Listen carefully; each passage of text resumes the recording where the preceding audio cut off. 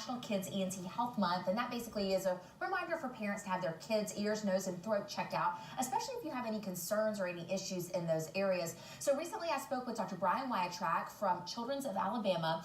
He says one of the most common issues is children need tubes to help with drain some of that excess fluid. Now, for full disclosure, Dr. Wiatrak put tubes in my daughter's ears, Libby, when she was about 10 months old. There's a picture. And she also did your son, Janice, Noah. She did. He did. He did.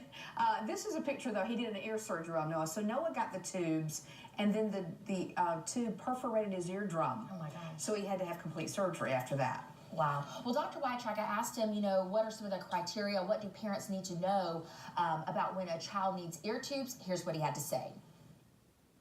So the main reason we put them in is because of children having recurrent ear infections, and they go to their pediatricians and get multiple antibiotics over a period of time. So our guidelines that we use say that if you have 3 ear infections within 6 months or 6 infections within a year, that child fits the criteria for ear tubes.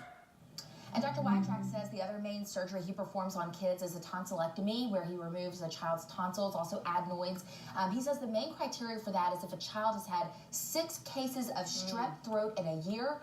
The other main criteria is obstruction of the airway, and that actually has become the more common reason we take tonsils and adenoids out now. These are children who snore excessively loudly at night. They have obstructive sleep apnea and sleep disturbance. Wow. And that can affect them in many ways during the daytime, and we often see referrals for children for that reason.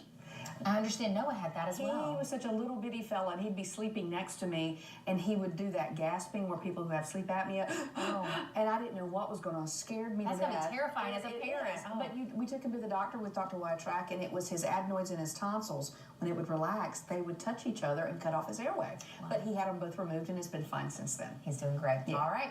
Well, that's your Mommy Minute for today. We're going to take a quick break, and we'll be right back after this.